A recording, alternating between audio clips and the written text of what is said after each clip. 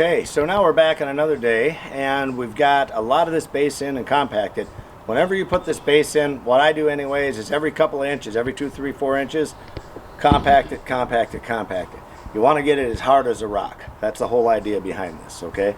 So, and I'm going to head off a question that you guys are going to have that I got on the last video I did about paver patios was, hey, I can't find limestone screenings everywhere, what should I use? So I'm going to tell you this. You have to find what's available in your area. So if you don't have any limestone per se rock in your area, you're not going to have the screenings in your area. Now you may have road base or things of that nature, and you may have to use road base and then a small layer of sand or something like that. Seems like everybody has sand, but you're going to have to find out what the other guys are using for their pavers, and you're going to have, and easy to do, you just go to a garden center that's down and around by you, people that sell all these rocks and base materials and stuff, and you just say, what are guys using for underneath pavers? And they'll be happy to tell you, well, most guys use this or they use that, okay? That's going to tell you what you need to use. So, now, to do the finish leveling on this thing, I'm not going to do any screeding with the electrical conduit and a 2x4, none of that. With the limestone screenings, they move so easily that we can literally bring our base right up to those string lines. We know, we ran our lines, so we know exactly where we want to be. If you look out here in this area, you can really see how off we are. You know, you try to eyeball it and you can see, look how far off we are. So here, there's 6 inches of base material that's needed in this area. All right, versus over here, you got like 4 inches or so that you need. Here, we only got a couple inches that we're going to have. This just shows us a real good idea. You can see how low we are in this area. So we got to fill it up to the string. The other thing I want you guys to pay attention to, when you're running this string back and forth, make sure it runs so much better if you have another guy helping you run it, because you got to make sure you stay level. This string needs to be level with this string, that needs to be level with all of these. And so when you're wrapping it around here, you got to make sure you don't do something like this. Don't have it sitting up there like that, because, and believe it or not, if you're doing it yourself, as soon as you wrap it and you think you got it level and then you head over there, just you walking with it can raise this up if you don't keep the string tight. So you want to make sure that every one of these are on the level, not pulling on each other, but they stay level on this stake, okay? Very important. So now over here, this shows you might have a better angle to look at this. You can see just in this spot right here where our line is, we're a little over an inch maybe that we have to put in this area. Up here, we're getting a little closer. You get over here, same thing. You can kind of see we're down about an inch. This is a good guide. So as we put it in, I'm gonna fill it up to these lines, okay? Once I fill it up to those lines, then I'm gonna compact it. That's gonna pack it down a little bit, and which is what happened here. I had it filled right up to the lines. I ran a compactor across it. Now I'm a little over an inch short here, 6 inches short out there. I mean, it really takes the guesswork. Now here, takes the guesswork out of it when you run the string. Now look at here. We're actually high right here. So this is what high looks like. They're actually resting right on top of this. So you got to get that out of there. This needs to be cut down and moved over to areas where you're low, okay? So like here, you can see where we're low a little bit right in here, about a ½ an inch. So we're going to scrape it out of here, put it in there, plain and simple. So now we're going to level with some of that. I'm going to get the skid steer and we're going to get to work and put our final base in here. Well, semi-final base. We'll have to do this a couple times. Here's where it gets really tedious, but this is where you really got to pay attention to detail. So let's get at it.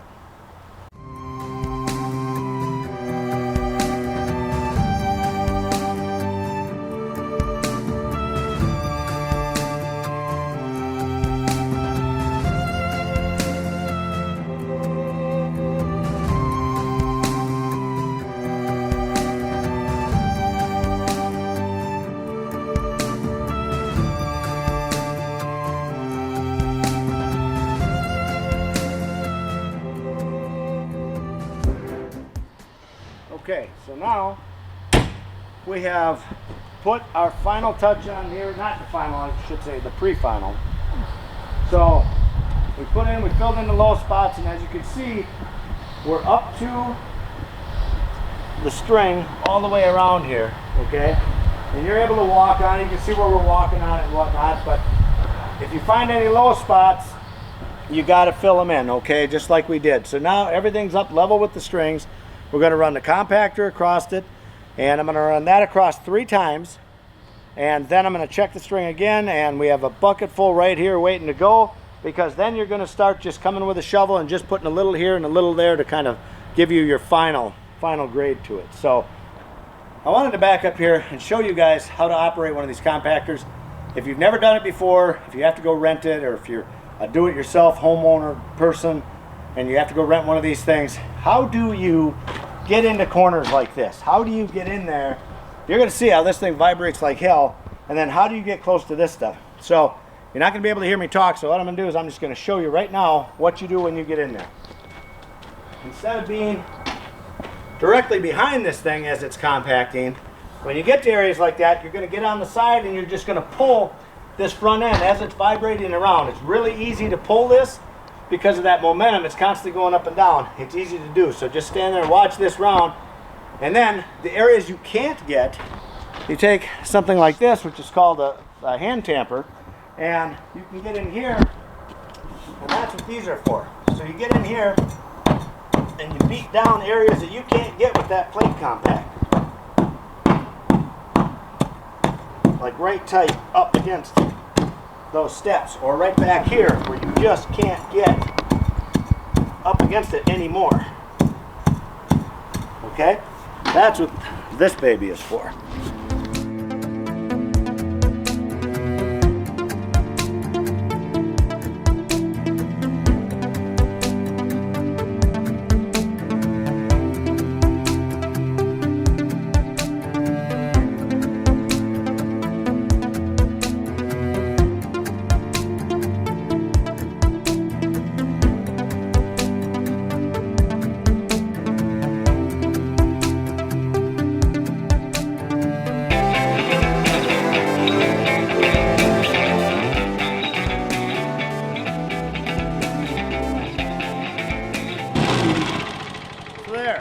That's what that is. Now, when you guys are compacting this, when I say I'm going to go across this 3 times, that's exactly what I'm going to do. Go across the same spot 3 times before you move, okay? Because if you just go on this, let's say right here, you do this 1 time, and then you do it here, you do the whole thing 1 time. When you go over it your second pass, you don't know what you hit and what you didn't hit. So I go over the same thing. I say, okay, I'm going to start right here, right by this stake, and every time I get back here, it's going to be like 1, 2, 3, and I'm going to stay right in this same groove, okay? And then I move over to the next one, and so on and so forth. So that's the way that's done. Okay, so now we finished compacting it. Now walk over here and take a good look at this. I'm going to show you, this is the hardest thing people don't understand. So this to me right here is perfect. If you can zoom in on that. See this little gap underneath? I mean, you want like a 1/4 of an inch underneath this the whole way.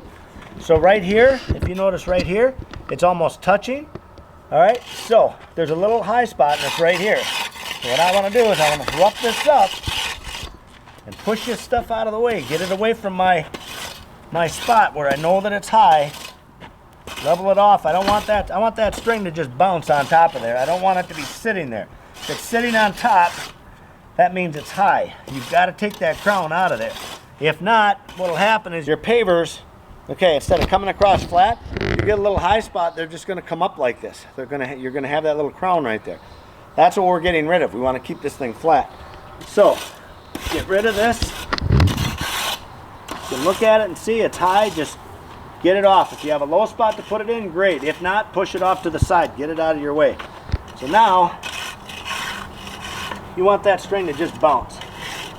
Should be on top, not just that string, but everywhere in between.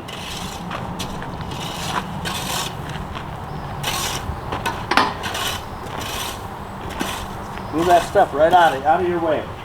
So here, if you notice here, this is perfect. You can see there's just a little 1/4 of an inch gap or 1/8 of an inch gap underneath. Exactly what you want. When you look right here, my string is touching, okay? It's got to come off. Rough it up a little bit. Don't make a big gouging hole in there. Just break up a 2-foot area across here like this. Then get it out of here. move that stuff out. Like I say, if you got a low spot to put it in, great. If not, just get it out of here. Because you know it's high and you don't want it on there.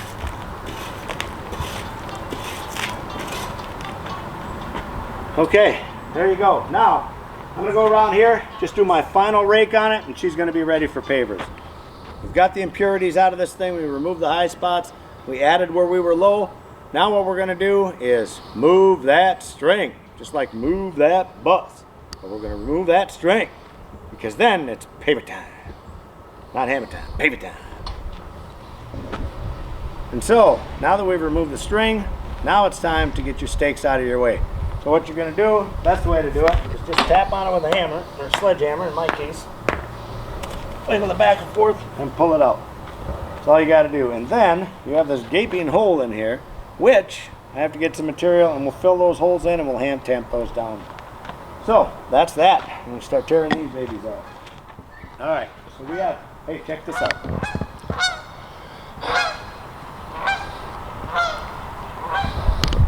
You know what that means, boys and girls? That means, well, actually my wife just let them loose on the other side of the fence so I could do that. I'm just kidding. That's not what it means. What it means is that fall is coming and we got to get our asses moving because we got a lot more work to get done. Let me show you what we're going to do now that we pulled the stakes. So follow me. Come this way. We have an unusual instance here where you can't like take a square and put a square on this house to come straight off because nothing's square. The house itself isn't square. If you come down here behind me, you'll be able to see this. Nothing is square. The house isn't square. The steps are about as close to square as you can get and going across from the other line. So what we do, we have to come up with a straight edge to start with, okay? So what you do, if you can see this down here, you just take, I'm not going to move this because we already have it set right where I want it, but lay one paver on the ground, wrap your string around this other paver, and then set it here, okay?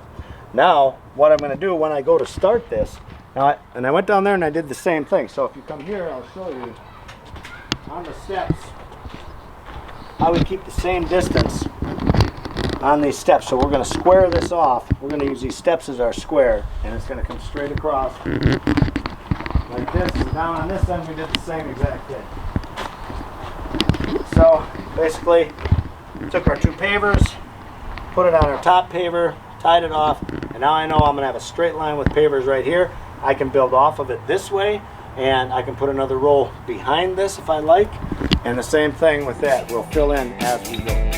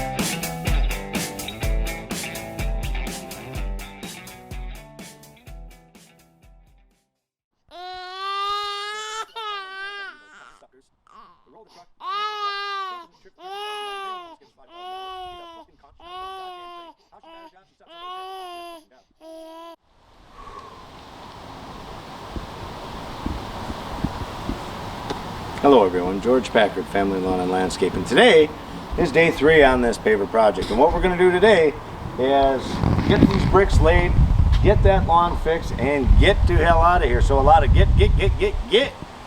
So while you're laying brick, I want to show you this right here.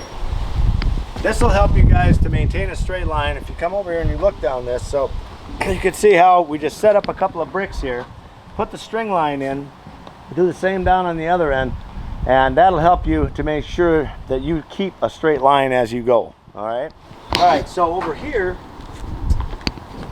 what you want to do whenever you're placing these brick down, you want to keep them tight, okay?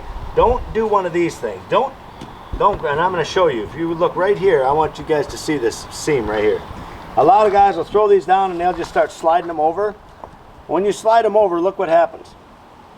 You create a bunch of crap in the joint and they don't go tight together. All right? Don't slide them. Put them up here, keep them tight to each other. I always slap them tight and then I drop them down. All right? So slap them tight, then drop them down. Tight, down. That way you're keeping this whole thing tight as you go along. And always stop and check it. Forever and a day, we're checking, I don't know where it is right now, but anyway, we got a straight edge over here and then our square. So we're always trying to keep this thing square all the time. You'll also notice that your bricks are never symmetrical. They're never the same. So as hard as you try to keep a straight line, sometimes it's impossible just because these things are not symmetrical all the time, you know. So they do a good job when they cast these, but you can see like on this one, you can see, well, I don't know if you guys can see it, but right here, I don't know, how can I even show you that? This is wore right off. Okay, so there's a little bump here that should go all the way. It doesn't. And then you will have other ones that do have the bump that goes all the way. So, you know, there's a difference. You know, the molds just never work the same. Okay, so here, I just want to kind of show you what we do. I should have showed you on this piece. I kind of got ahead of myself again. But you take this edging. This, we just had the block that ran out square like this. You take this piece of edging, you get a couple of guys to help hold it down. You form your corner. You can make it any shape you want, okay? You can make it not curve in as much or make it curve in a little more, or whatever you want to do. And then you have like a couple guys hold it, have a guy on each end and one guy in the middle, and then you just make your mark. So same thing here when you go to do the outside. So basically you just have one guy here that's lined up where that was. When you form this, get that on the straightaway, and then you know where your mark is, okay? So if you can see that, then you just have some guy on the inside. He just scribes it like I just did. Take it over to my cut man, my dad right there, and he gets them cut. So, make your mark. This is the junk piece. Take this, give it to him. He goes and he cuts it. And you just keep going. As we get down towards the end, we're going to swing out again, and just use that piece of edging. So it gives you a visual of how much of an angle you want to put on your curve, how much of a curve and whatnot that you have. So that's how you do that. I kind of got ahead of myself a little bit there, but so I'd back up and show you how you do that. So, okay, get cutting, Dan. Let's look. Now I'm going to show you how we cut this little corner thing.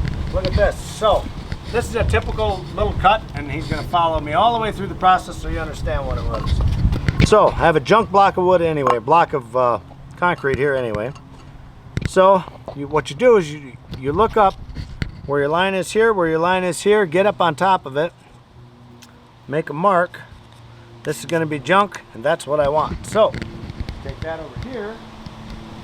My cut man usually does. You want to cut that? We'll cut that. There we go. My dad only needs to have hearing in one ear, so that's why he does it that way.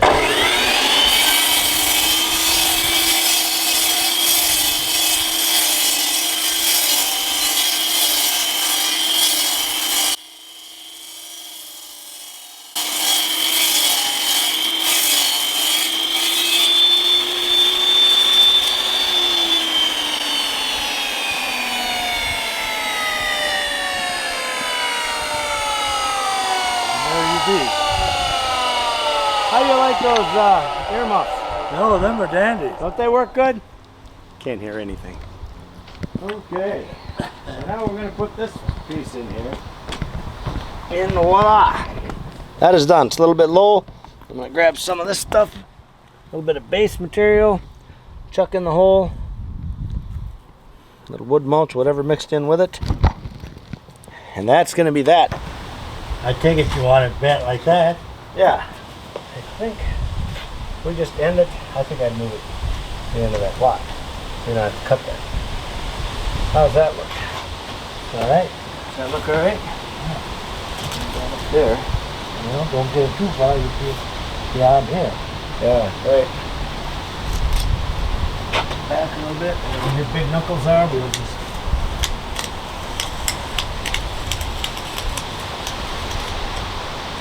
Okay.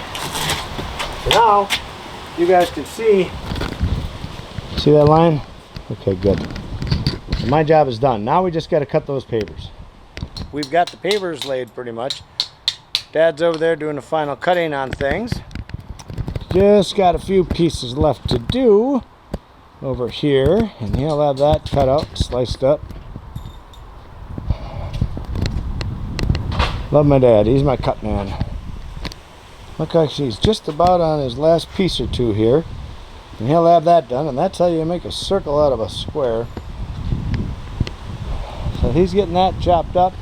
Had quite a bit of rain, so we got a mess back here. Nice curve there. Now Jeremiah is putting in the edging. Now is the time you do the edging. Alright? He's going to get to that corner. He's going to cut that off square. And with these guys,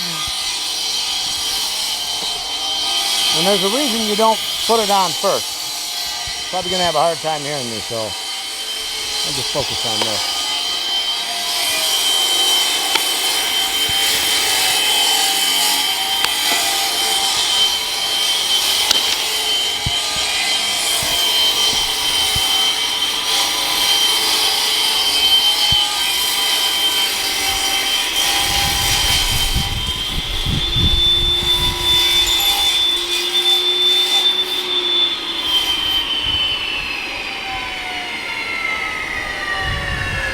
Alright, so there is a reason. The guy's so strong he doesn't even use a hammer. Look at that. My word. So anyway, look at that. There you go. Right out to the edge. Now the reason for the edging is it helps hold the pavers in place. Okay? You spike it in, and then we're going to fill in this backside where my foot is. That's all going to get filled up with more of this base material or topsoil. I think we're going to put topsoil across the back, and then we're going to seed that back into the lawn areas. Okay, so that is the next step. Like I said, get the edging, run that strip all the way around it, tack everything into place. Then we're going to mortar the joints up with our polymeric sand and get that stuff going. So I'm going to get going because it looks like we could have rain shortly. Okay, so now we got the edging done. If you can see all the way around here how we got that edging done. And now it's time to take that sand and pour the sand in the joints. So,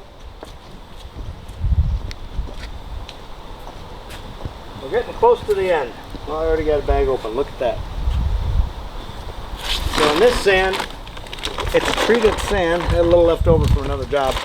It's a treated sand that basically you pour it out and it goes in the joints. You sweep it in the joints. And this is going to take a lot of it. I get that feeling. So, we take that. Once you do that, I have a power broom right here. We're going to take the power broom and then we're going to just sweep that stuff in. But for now, let's just spread it out a little bit.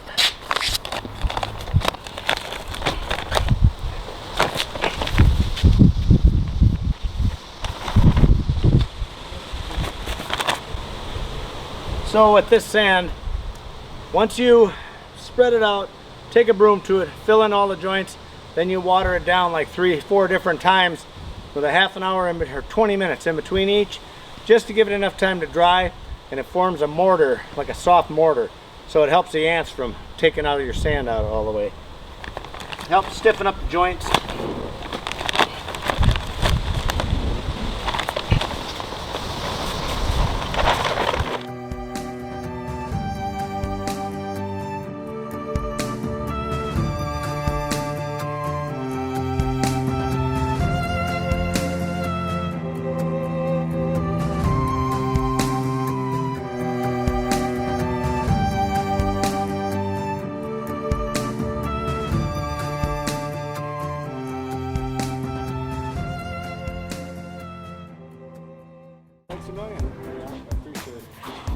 Alright? Yeah. Okay, what do I owe you? Hours or something. You ain't getting nothing. Get out of here. I'll see you at 7 o'clock in the morning. Get? We'll see you, Dad. Thanks a million. Yeah. Alright. All done there? Right. Gotta be a decent job. Got it. Alright. Let's get back at it. We won't need sand here yet till I get done with this. we've got the patio just about wrapped up. So now we put all the sand in the joints. It's polymeric sand, it's treated sand, so it gets into that hard mortar. So now, one of the last things you have to do to this is you soak this with water, and you do it very gently with this hose because you don't want to wash that sand out of there. So it's very gentle, because if that sand washes out of those crevices and lands on top of your brick, that's right where it's going to stay. It's going to dry there, and it's going to be stuck there for a long time. So you want to be sure, once you've swept this off really clean, then come back. We even take a blower and lightly blow off the dust. Then we come back and water it, and you'll water it, leave it sit for 20 minutes, water it again, leave it sit for 20 minutes, and water it again. Then that's going to be done. So anyway, while I'm doing that, if you like, you can, well, show them what I'm doing here, and then you can show them our finished product and come back to me and I'll tell you a story or something. Very gentle. Make sure you don't push it out of the cracks. That's the biggest thing. Keep moving.